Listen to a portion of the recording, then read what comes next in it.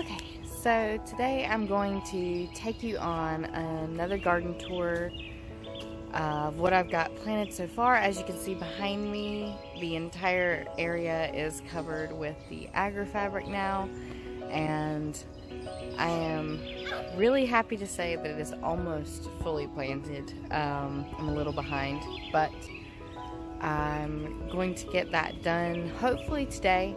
And finish the last row, and then I have an extra row that's not fully prepped. It doesn't have the layer of topsoil and compost that I wanted to put in it, but I might put flowers or something in that just to have a nice pretty row. But I'll go around and show you what we've got. So first off, I want to check on the blueberries, and they are coming along really nicely. Yes?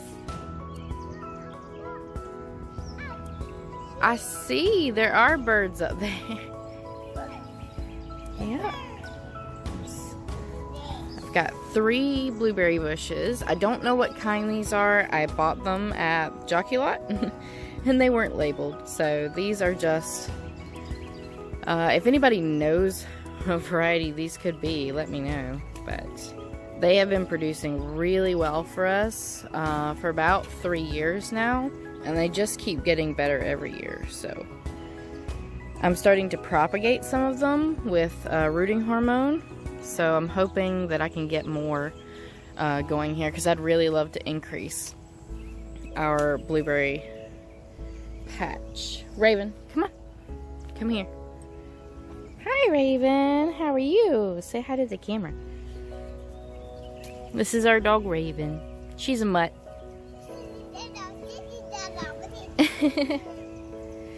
She's a good girl.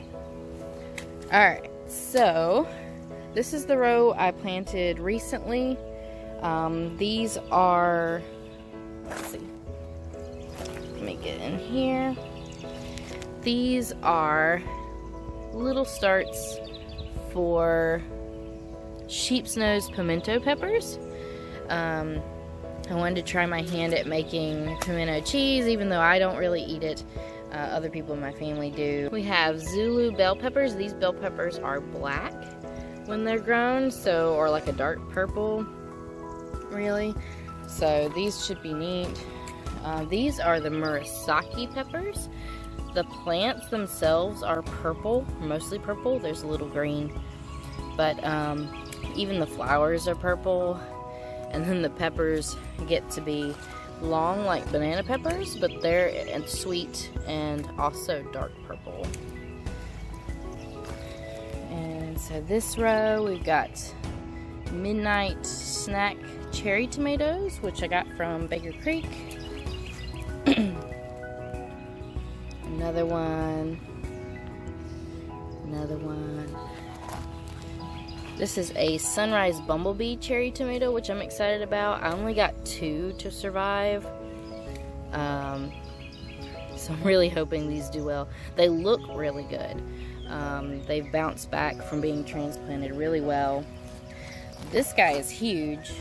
He is a Chef's Choice pink tomato, and it is a slicer. So I'm really excited to grow these. I've got a couple more in the row behind it. This one kind of got forgotten, and I didn't realize I had another one. I didn't know I had space for it, so I put it here. These are big yellow tomatoes. I don't know what kind. It was an heirloom tomato that I bought and ate, and I saved the seeds from it, and they're growing like crazy. So, okay. So the tomatillos are taking off. This one, every time I water him, he falls over. I'm going to have to stake him up. But this is a green tomatillo. They've already got little buds on them. Another green tomatillo. So these 2 on the end should really get bushy. And then I've got basil interplanted in between the tomatoes. I've got more basil to plant. This isn't it. But got cinnamon basil, opal basil in between these Chef's Choice. So these here are Mr. Stripey heirloom tomatoes, which I'm really excited about. I want to grow lots of those. I'm trying the Big Mama Pace Hybrid. I've heard that it gets blossom end rot really bad, but I'm hoping that they do well. It's more of an experiment, really. And Sun Gold cherry tomatoes. I got one purple Russian purple tomato to survive. They don't do very well, apparently, even though they sprouted really well.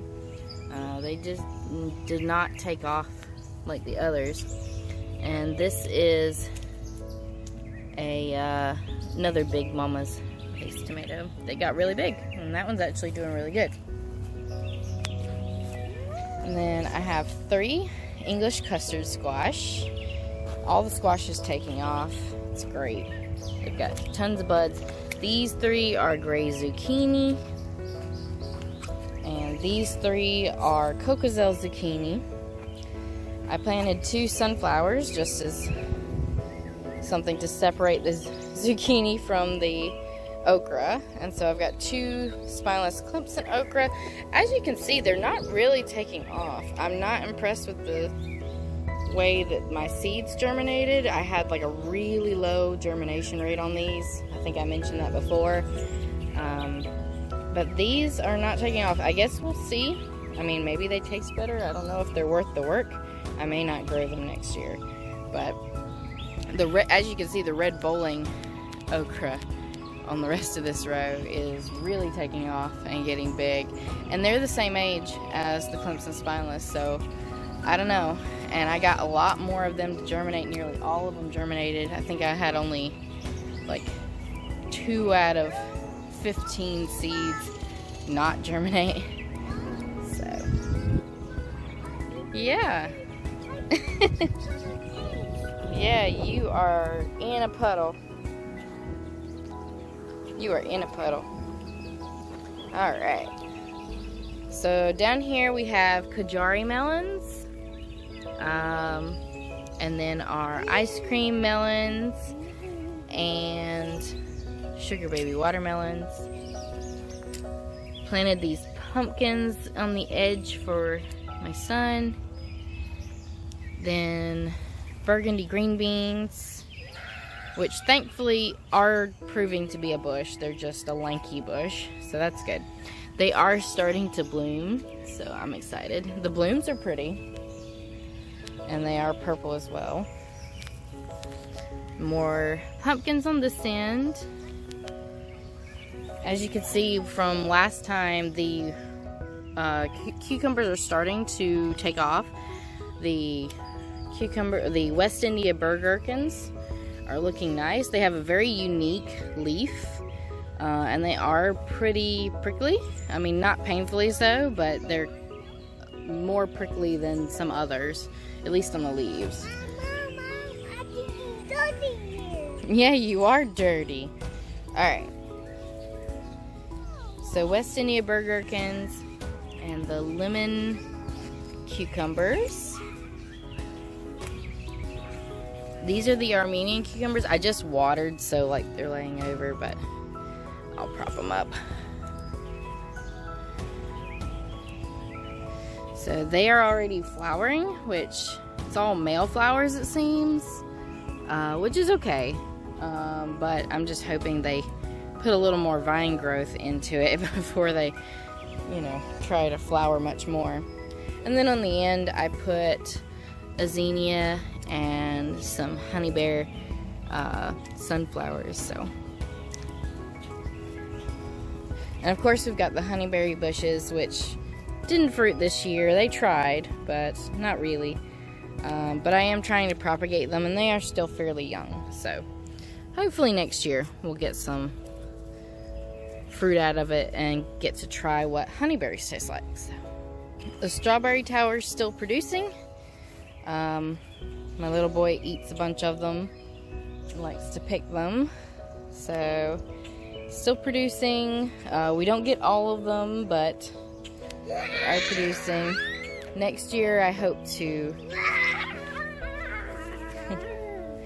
redo this and try to make it better.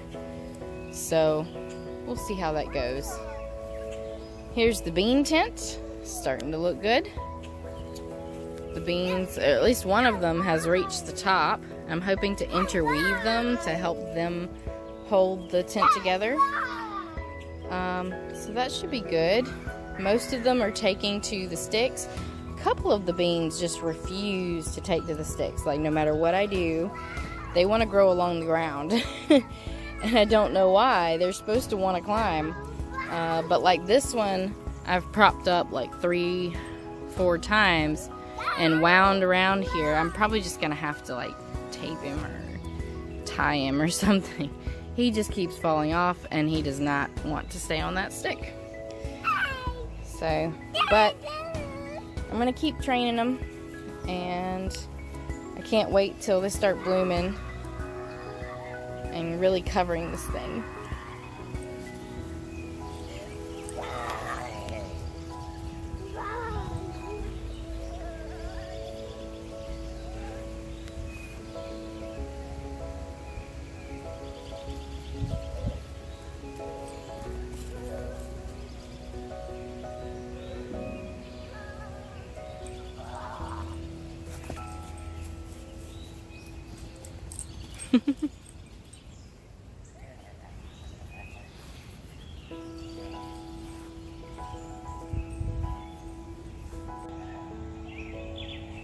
So also there's this little garden here in the other yard that I planted just for fun, maybe some herbs and lettuces. As you can see, the grass has gotten a bit out of control. I've managed to pick some of it, but it grows so fast back here because it stays a bit shady, it stays a bit more moist back here. Usually the grass is always damp back here, and as you can see, it's swallowing up part of my lettuce. So don't really know how well this is gonna go. The dill, of course, is taking off, so maybe it'll be ready to use by the time I'm ready to ferment some cucumbers. I really hope so. And there's that lone burgundy green bean plant. The super snack variety of sunflowers is growing great. They are literally, I feel like I could sit out here and watch them grow. They grow so fast. The ones in the back are a smaller variety. They're the honey bear. They're supposed to be really big and fluffy and fuzzy, so that should be really fun. I moved the greenhouse back there. It's empty. It's being used for storage. It got to up to 120 in the greenhouse the day before I moved it. So it does not need any plants in it right now. It would kill them. So I do have it fenced off just a little bit, just enough to keep the dog and the cats out. I don't want them trampling anything. The iceberg lettuce here, it's struggling a little bit, but I'm hoping it'll pick up. I've never grown it before, but it's supposed to be okay even in warmer weather. So hoping that goes well. Some of the radishes are doing really good, but I still don't understand what I need to do with them. If you have any recipes, let me know. The red romaine lettuce is growing, though it's not doing great. I may have waited too late to plant that. Honestly, it's hot already. The cooler weather stuff is just struggling. So, and there's a bit of a mess back behind from when I moved the greenhouse, so I still got to clean all that up. But I need to pick weeds if I can avoid the mosquitoes, because the mosquitoes are awful back here. Like I said, the grass stays damp back here and the mosquitoes love that. So you come out here and walk around a little bit and suddenly you're covered in them. And these mosquitoes they don't bite to where you can ignore them. Like, you will feel them bite you. So yeah, it's doing pretty good. But anyway, I want to update you on some other things that have been going on. Hey everyone, so I've taken a little jump from one end of the garden tour to the other, but I'm back here over by the chicken coop because I wanted to talk to you about our chickens. And we actually do have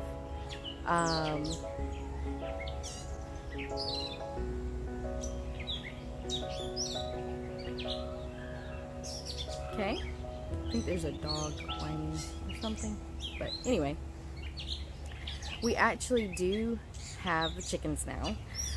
As you saw from my last video, the first batch of chicks that came in the mail, we did not have a good experience with the shipping process, and the second shipping process that we went through after losing all of those chicks to the first was completely different. They arrived in 1 day, not 2.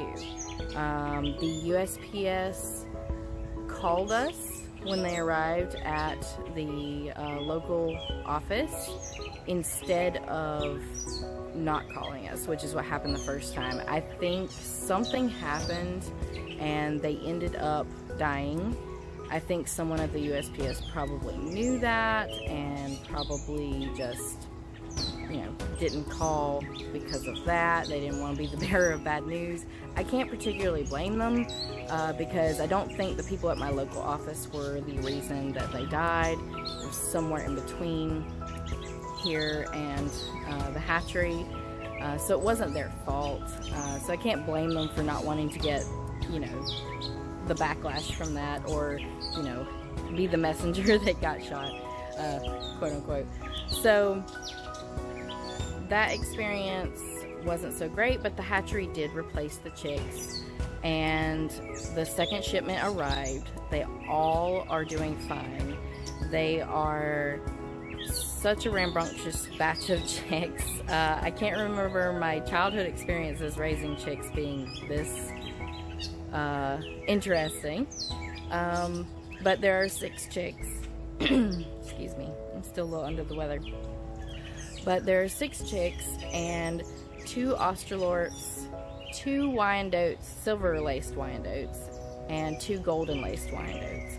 So I spread out the types that I felt I liked and that were good egg layers, that were also good with kids and relatively able to be tamed.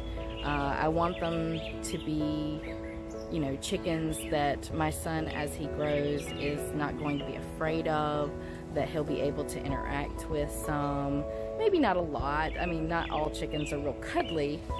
Most aren't. Though, for the most part right now, the Australorp chicks are actually fairly cuddly. They don't mind being held at all. They seem to like it. They calm down really fast once you have a hold of them, and they feel secure. So my hope is that those at least will be very personable, but the Wyandottes are rather rambunctious.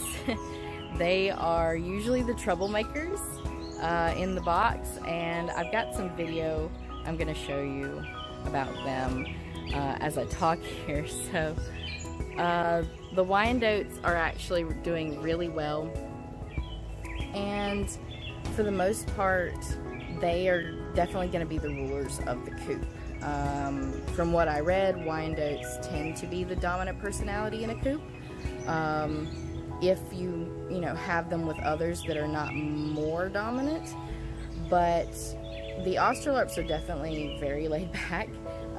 They are not high-strung for the most part, and the Wyandottes seem to be a little more kind of like upfront about everything. If I stick my hand in the box, they tend to run right up at me and check me out and see if I've got anything to eat. So they're all doing really well, and we are looking forward to getting them outside some for maybe an hour or 2 while we're out here with them, of course. We're not going to leave them by themselves. There's not a lot of predators around here, but you never know. There's a lot of people's cats, people's dogs, and while I don't think the dogs are going to get in the backyard, we do have a neighbor's cat that comes back here quite often, and I just don't want to chance it. I do have like a playpen for them, basically. and it does have a top on it that I'm trying to get ready, but I'm still working out the kinks as to what's going to work best, because I want to make sure I can get them out without, you know, chasing them around or having too much difficulty with it. So once I work out the kinks on that, we'll try letting them run around on grass for a little bit. And they are a week and a half old now, or just about. Tomorrow they'll be a week and a half old. And they can already fly a little bit. They can jump and flutter all the way to the top of the box and sit on the edge, so we have to keep the lid on. And the lid, I cut out the middle of the lid. It's just a tote, storage tote. I cut out the middle of the lid and put the chicken wire. So, and I hot glued it on there. So it's gonna stay on there fairly well. And that's their setup right now, but we are going to start working on transitioning them to something bigger. Right around 4 or 5 weeks, we may move them out to the coop and see how they do there. I want to get them some perches and, you know, make sure that they're perching on things and there's no trouble with that. They all seem to want to perch on things right now, including their hover, their heater, their water bottle, their food container, everything. They want to try to flutter and sit on top of it. They don't know what to do once they get on top of it. Not yet. They just kind of sit up there like, ooh, now what? But they're really funny to watch, and they're so much fun to raise. But I'm just really looking forward to watching them grow into awkward teenage chickens, and in 5 months we should have our first egg, and I'm really excited about that too. So I just wanted to update you on the chickens as well. But thank you for watching this garden tour and chicken update, and I hope to update you again in maybe about a week or so. Everything in the garden should have exploded by then. I'm sure it's going to change really fast this time of year. But thanks for watching. Give it a like if you like, and subscribe and ring the bell for more videos and to be notified when I upload a video. I will